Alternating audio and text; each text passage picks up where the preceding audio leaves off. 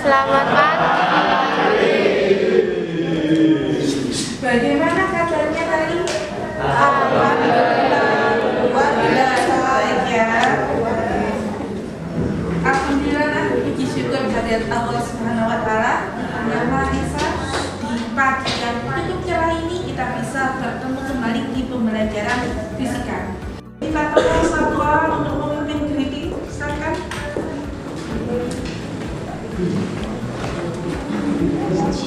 Now, attention. Greeting. Good morning, student. Adi. Oke, kemudian saya ingin minta tolong satu orang memimpin berdoa bergantian. Sebelum memulai pelajaran, marilah kita berdoa.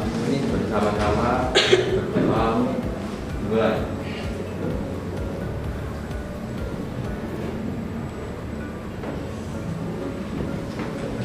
Oke, berdoa jangan pernah selesai. Saya absen dulu ya. Adristi. Sebelum kita lanjutkan, saya ingin kalian mengamati ini masih tentang isi bulannya kita ya.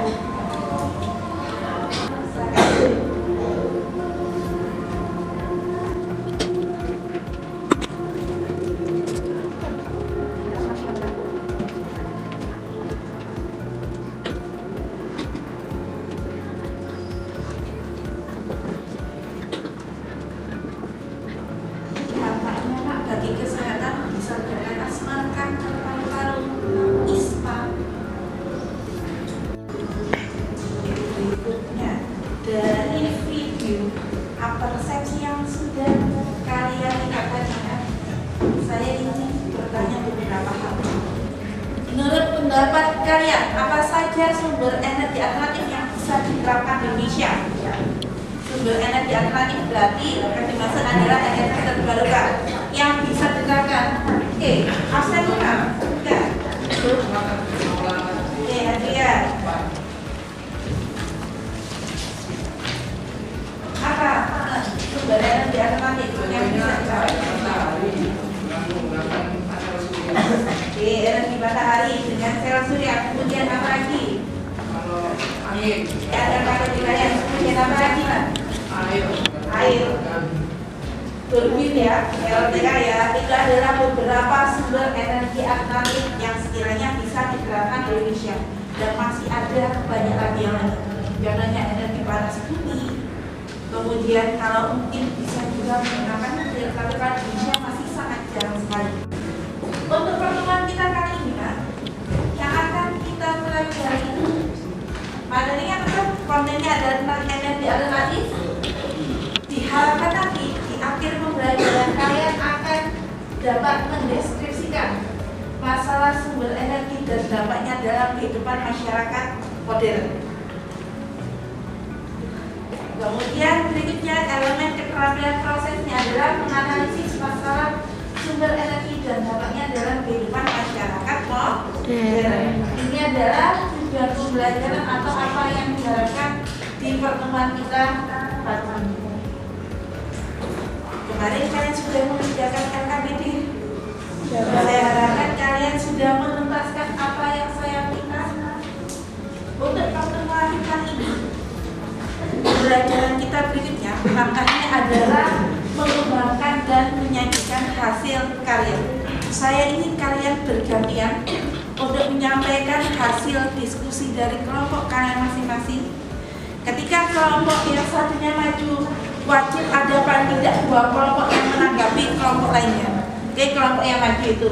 Warahmatullahi wabarakatuh.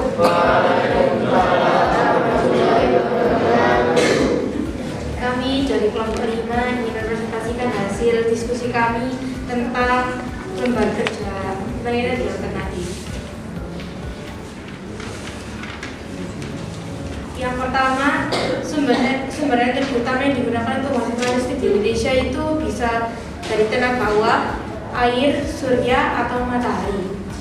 Yang kedua, jika sumber energi utama Indonesia termasuk jenis energi tidak terbarukan, bagaimana menurut kita? Solusinya itu menghemat energi tersebut karena lama-kelamaan akan cepat habis. Yang ketiga, bagaimana pengaruh penggunaan sumber energi tidak terbarukan terhadap lingkungan? Penggunaan berbagai sumber dapat mengganggu dan mencemari lingkungan, serta dalam pembangunan bendungan untuk PLTA air dapat merusak dan mengganggu ekosistem, dapat mengganggu kehidupan dalam air juga.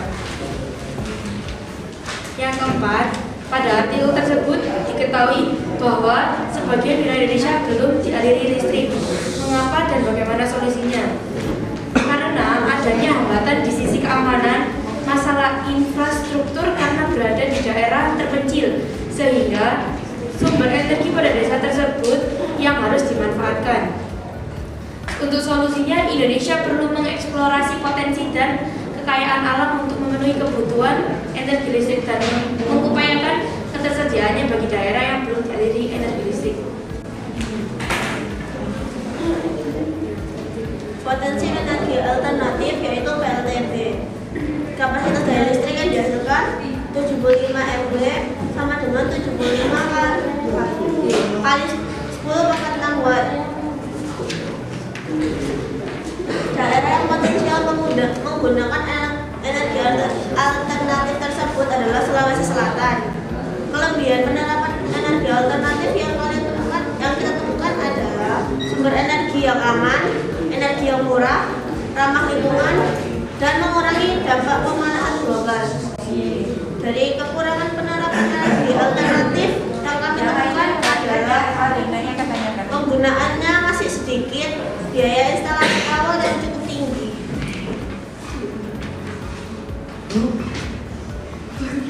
Potensi energi alternatif PLTA.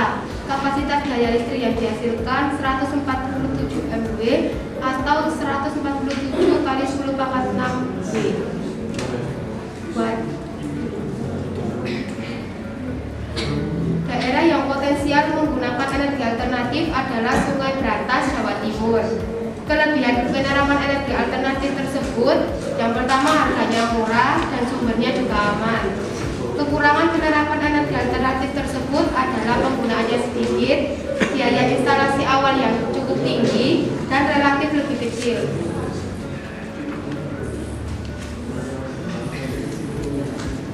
Oke, sampai situ dulu. Nanti ganti dengan kelompok yang lain. Oke, silakan dari apa yang disampaikan oleh teman sekalian kelompok 5 ya. Adakah yang ingin ditanyakan? Selanjutnya, kelompok yang lain juga mempresentasikan hasil diskusi mereka. Penelitian dari Rumah Naila. Yang kita ambil yaitu lampu, kulkas, magicom, televisi, dan AC. Mulai dari lampu, jumlah lampu di Rumah Naila ada 6, daya listrik per lampu 12 watt. Lama pemakaiannya mulai dari jam 5 sore sampai jam 5 pagi. Kulkas, jumlahnya 1, daya listriknya yaitu 140 watt. Lama pemakaiannya yaitu 24 jam. Magicom 1, daya listriknya yaitu 400 watt. Lama pemakaiannya mulai dari jam 5 pagi sampai jam 10 malam. Televisi jumlah 1, daya listriknya adalah 100 watt. Lama pemakaiannya yaitu mulai jam 6 sore sampai jam 8 malam. TV-nya agak satu paket. Iya. Karena mereka AC jumlahnya ada 3, daya listriknya yaitu 840 watt. Lama pemakaiannya mulai jam setengah 7, jam setengah 8 malam sampai jam 5 pagi. Untuk analisis data alat listrik dari lampu yaitu energi listriknya 864, kulkasnya yaitu 3.360. Magicom yaitu 2.000, televisi 145, dan AC 23.430. Ya, langsung simpulan saja. Dari simpulan Yang lain dengarkan. Berdasarkan dari hasil diskusi kami, energi alternatif yaitu energi yang terbarukan. Tapi kami berharap Indonesia untuk beberapa tahun ke depan dapat menggunakan energi terbarukan secara keseluruhan sebagai sumber energi listrik. Setelah memaparkan hasil penelitian mereka, kelompok yang lain dapat menanggapi dan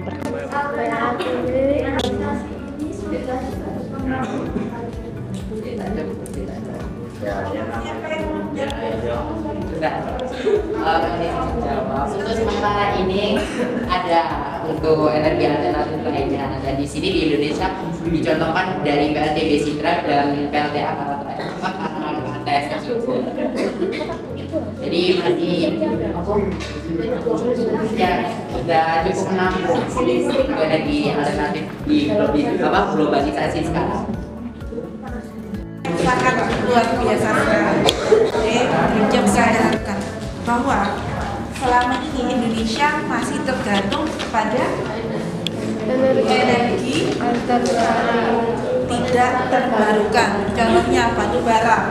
Sebagian besar listrik kita berasal dari batu bara, yang termasuk energi tidak terbarukan.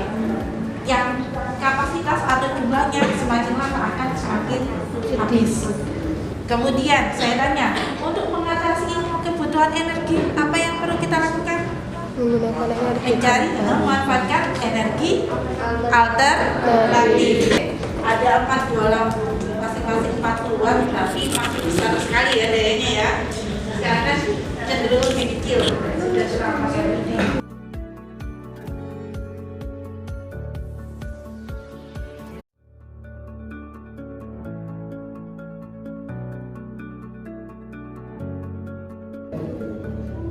selanjutnya peserta didik mengerjakan tes formatif.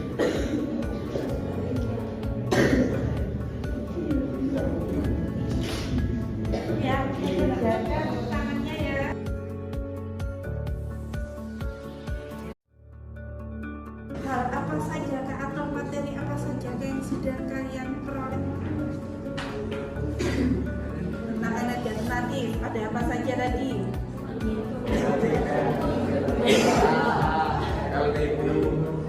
Ya, ada PLTP ya, tenaga angin, kayu. Kemudian PLTA, pembangkit tenaga air. Ada juga bisa menggunakan tenaga surya atau matahari, panas bumi dan sebagainya. Harapannya seluruh energi alternatif ini bisa dimanfaatkan. Kenapa?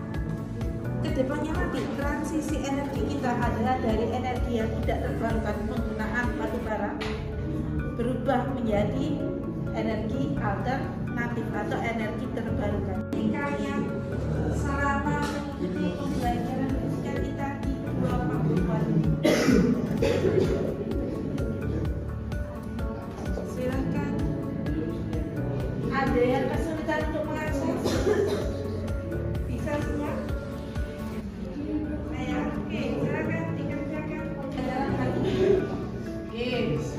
Yang pertama dia menyampaikan bisa mengetahui energi alternatif yang digunakan di Indonesia.